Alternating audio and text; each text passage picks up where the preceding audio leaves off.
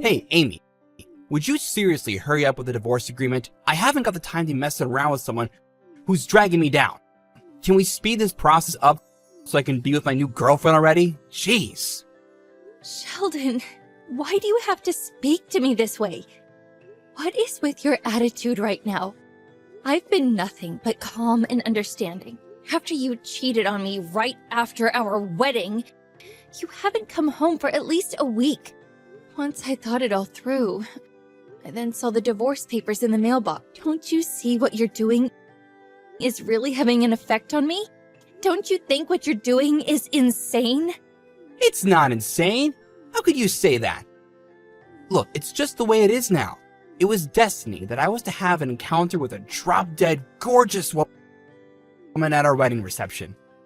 And while you were at the wedding reception, in the middle of the bathroom, you were getting turned on by a little college girl. Just when I thought you had gone back to our hotel room, you spat at me and said I'm divorcing you, you old hag, and just vanished into thin air.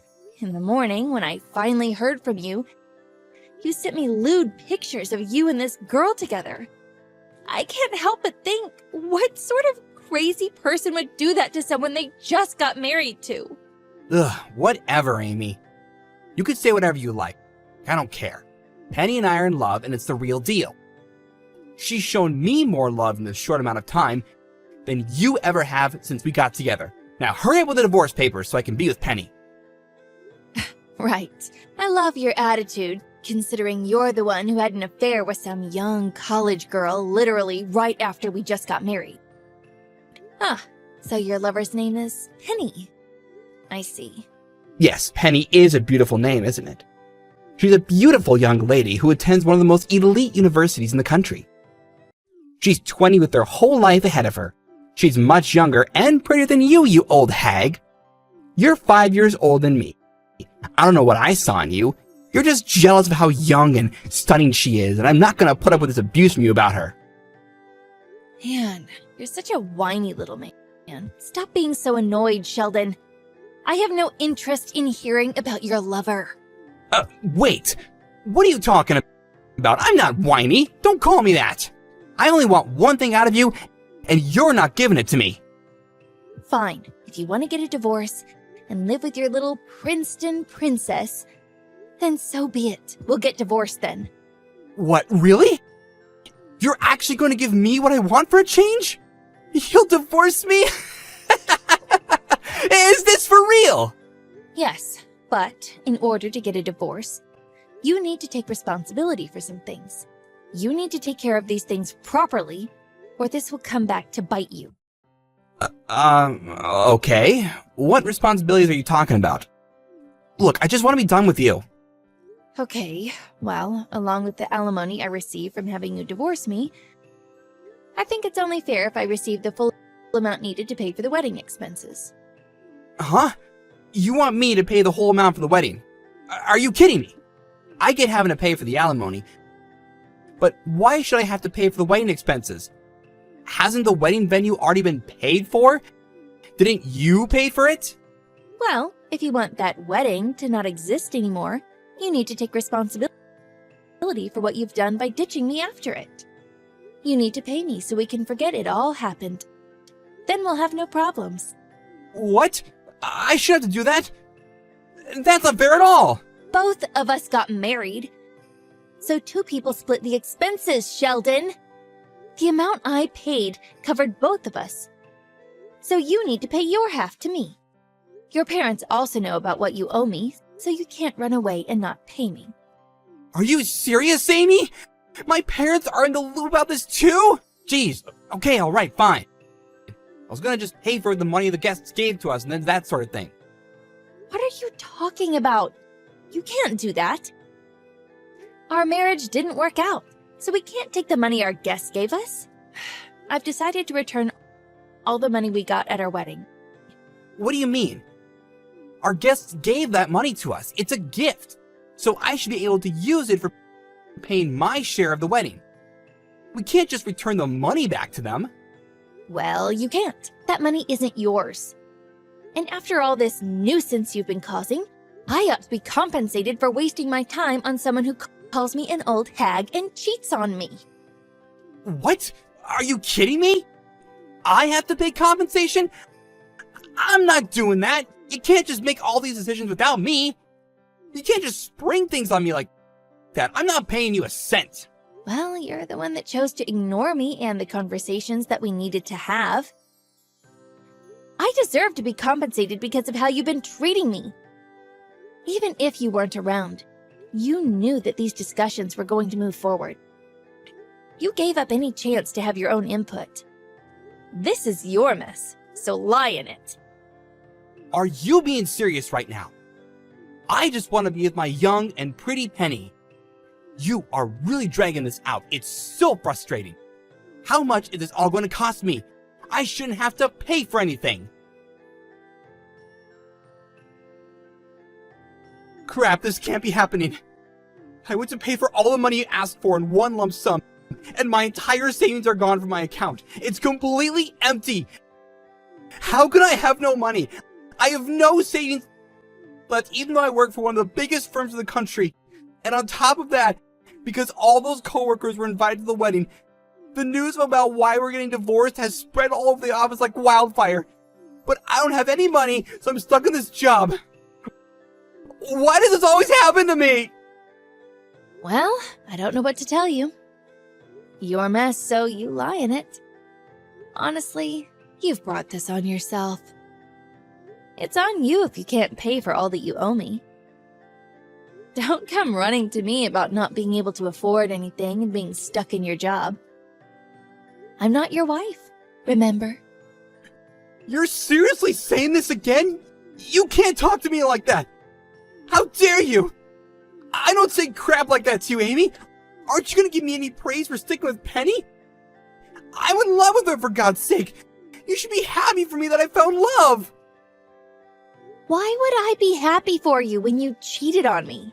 Anyways, I was meant to say I got an alimony payment from Penny. I just saw that it had been transferred into my account. What? Are you messing with me right now? Why are you making her pay you? She hasn't done anything to you. She owes you nothing. You're being completely out of line here if you're making her pay for the alimony. Look, I don't know what to tell you. I have no clue where the money truly came from. All I know is that she's been disowned by her family and she's been kicked out of college for messing around with a married man. What? This simply can't be true. I don't believe a single word that's coming out of your mouth right now. Not for a second. Well, maybe once tomorrow comes, she might show up on your doorstep. Who knows? I mean, it sounds like she has nowhere to go. Not her parents' house or her university. This can't be. Penny, my sweet, kind, and beautiful woman, is no longer a university student. She isn't attending Princeton anymore? It sounds like that to me. She's been kicked out of Princeton, so she can no longer study there. I guess that's what happens when you do cruel things to other people. How can she be kicked out of Princeton by simply just being with the man she loves? I don't get it. Wait, so if she's been abandoned by her CEO parents, does that mean she loses her reputation of being the CEO's successful daughter? Could she not become the next CEO? Well, I mean, if her parents are high-profile people in the business world, they might not want to be associated with a daughter that's involved with a married man who's been kicked out of an elite university. I guess she wouldn't be so successful then. This seriously can't be happening right now. What do I do now? Penny's two biggest traits have disappeared. How am I supposed to go on with her? She's not even at Princeton anymore, and her parents won't talk to her. Why do so many bad things happen to me? Are you serious? Those are the first words that come out of your mouth? You have nothing but bad things to think and say about others. If you're not careful with how you say things, bad things could start happening to you.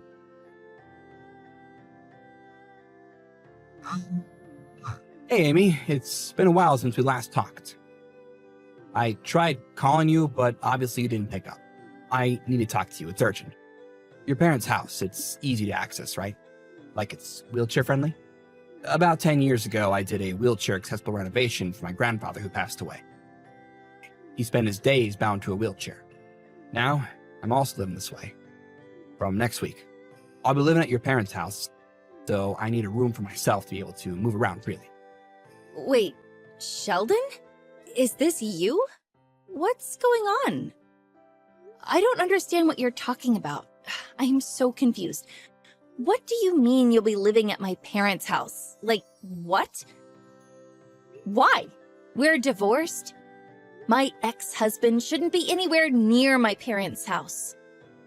Well, you need to help me, Amy. I've actually had a bit of an accident. I'm actually now bound to a wheelchair. I'm gonna be moving around in a wheelchair for the rest of my life. What? You're in a wheelchair? I can't believe it. How did that happen? It was the result of a car accident. Penny and I went for a drive around near the mountains. We took a corner too wide and we were going too fast. So, off the mountain road we went. Well, the result of that is I'm now in a wheelchair. That's basically the short version of the story. Oh, whoa, that's what happened? That sounds really terrifying. Well, I guess you'll have to live differently from now on.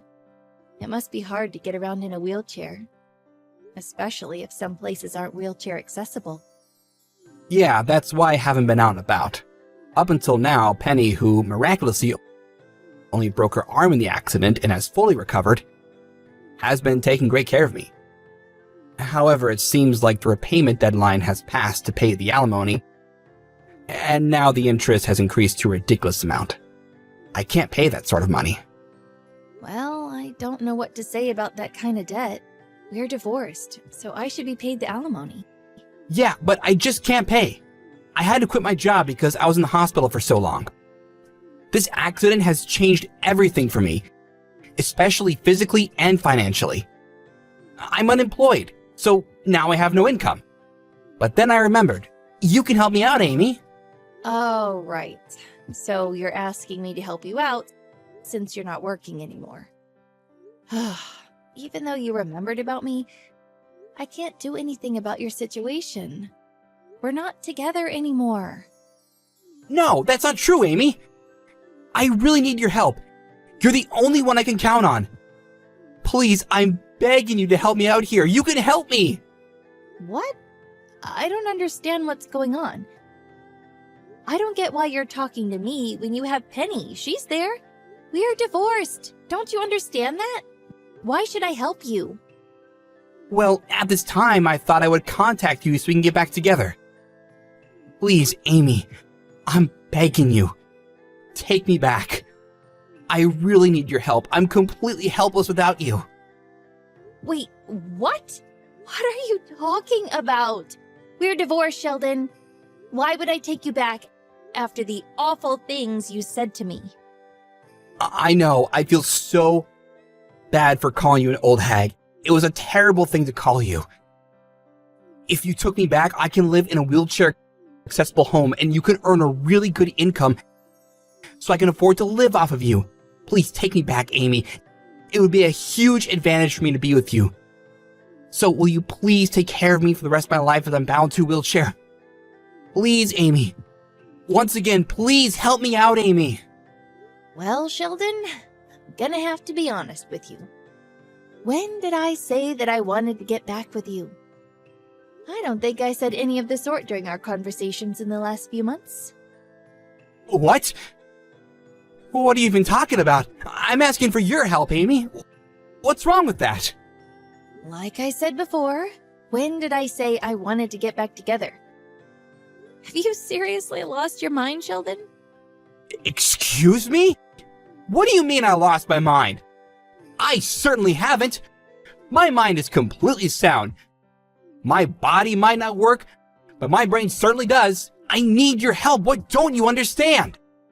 How could you say something like that to someone who wants you back and is trying to get his life back together again? After the way you've treated me in the past with you calling me an old hag, and leaving me for another woman after just marrying you? No, I'm not taking you back, and I don't plan on changing my mind. Okay, I get it. That wasn't the best way to deal with things. I didn't mean anything by it. But seriously, you think abandoning me just because it's a hassle to move me around in a wheelchair is a good idea? Come to think of it, you never came to visit me while I was in the hospital. I was in a serious accident and you never showed your face. You are such a cold and evil woman to me. Don't call me that. I'm not a cold woman at all. Today was the first time I've heard about your accident and you being in a wheelchair. If I'm not mistaken, you're the one that abandoned me first. You left me for a younger woman. No matter how you think about it, it's weird to only just blame me and push the good things that happened to the front of your mind. Stop involving me in things that happened after we got divorced. You're a stranger to me now. But I really need your help. You're the only person that I have. I can't do anything without you. Please, Amy, if I could get on my knees right now, I would. I'm in a wheelchair for life. I really need your help. I'm not helping you. Not after what you've done to me. If you're in a wheelchair, you should be able to get help from the government or even volunteers who take care of people like you. But there's no one that can look after me like you. At times like this, you should be showing me some sympathy and care. You're my wife. Where's your generosity? Show me some of that. I don't need to show you anything. We're already divorced. And I don't need to show you any sympathy. I'm not your sister. I'm not your wife. I have no connections with you anymore. Please, I want to be with you again, Amy. I've missed you so much. I still love you. I want to get married to you again. Are you being serious right now? There's no way I want to get married to you again. It didn't even work the first time. But I don't understand. Why not?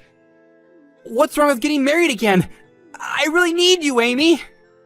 Like I said before, Sheldon, I said I don't want to get back together with you. So why would I want to marry you again? Are you deliberately ignoring my messages or something? You need to take responsibility for the things you've done. You're completely careless. But Amy, I really need you, and I can't live without your help. Wouldn't it be great for a younger husband to have an older wife? Wouldn't it be a great status symbol? You could be that for me. Status symbol? Are you kidding me? You said that you were with young and pretty Penny. But now, in my case, you're trying to flip it and be the young guy with an old woman or something? See? You get it. That's why we make a perfect match. This is why we should get married again. Okay, well, you need to listen to me. Getting married is not about gaining someone as a status symbol. It's when both people love each other and want to do life together. But I don't understand what you're saying. I really need your help. I can't live in a wheelchair by myself. I want you to be with me again. Look, I can imagine how difficult it is being in a wheelchair, but that's no reason to force me to marry you again. You abandoned me and said terrible things to me. There's no way I'm going to remarry you. But Amy, I miss you. And I know I said terrible things. I take it all back. Please, marry me again. I want to live with you and be taken care of by you. Please, Amy, I'm begging you. Please help me. No, I'm not helping you. You're not getting anything out of me. I'm not marrying you. I don't want to be anywhere near you. Stop involving other people in your circumstances. I don't want to talk to you. Leave me alone. What are you playing at, Sheldon? My sister just got in contact with me saying that you were at my parents' house with a moving van full of your stuff. What are you trying to pull here? Why are you there? Oh, Amy, it's you. Thank God. Your sister is busy yelling at me over the intercom. She won't let me in the house. I have all my stuff ready to move in, and no one will let me in. And rightly so. You're not moving into my parents' house. Get away from there. You're not welcome. I need to live in a wheelchair-accessible home, and your parents' house is perfect. Are you not at home right now? You don't have any right to just move into my parents' house. We aren't together. And it's not because I'm out. It's because I don't live there anymore. Wait, what? What do you mean you don't live at your parents' house? Why aren't you there? Oops, I should have told you this before. My parents, my sister, and her husband are all living together at their house. What? You don't live at home? But I thought after we got divorced, you went back to your parents' house. Well, I was, but it was temporary. I was immediately transferred to another workplace, so now I live in a completely different apartment in a completely different suburb. But I don't understand. You're living somewhere else? You're the eldest daughter, so why did you get to leave the house? My sister got married. Her and her husband decided to move into my parents' house to look after them. So because of this, the ownership of the house has changed over to my sister. The house is no longer in my parents' name, so it's not their house. It's my sister's house. But I don't get it. How did this all happen so quickly? I thought that your parents' house would definitely be yours, since you're the oldest. I thought I would have somewhere to live. Oh, so you thought you could push your way back into my life and even my house? Is that what you wanted? That was your plan all along, wasn't it? Well, you're not there anymore. What do I do now? I need somewhere that I can move around easily. I need to stay at your parents' house. I need to live there. Your family needs to let me in. That's the least you can do. We're not helping you. You're not a part of this family. You left me. No matter how hard it is for you to live in a wheelchair, it's not good to cause trouble at this time. Can't you just leave me alone and let me live my life in peace? But you can't do this to me. You can't abandon someone who's in a wheelchair. Please, Amy, you can't leave me out on the street. My sister just told me she's called the police. They should be on their way to her house right now. They can deal with you, and maybe if you're nice, they might help you. What? The police are coming? You can't let your sister do this. I need your help. I need someone to take care of me. Please, take care of me, Amy. My sister will not show you mercy. She doesn't need you causing any disturbances outside her house. You need to be an adult and just go quietly. But Amy, I need you. You can't leave a poor defenseless man in a wheelchair on the street. You can't abandon me. Please, marry me again so we can live together. I need so much help. Won't you please help me? Yeah, I have no urge to help. So, good luck with everything, Sheldon. You're gonna need it. Well, bye-bye now. Shortly after my sister called the police, the patrol car pulled up outside her house. It sounds like Sheldon went away quietly. A few days after that, I received an apology from Sheldon's parents.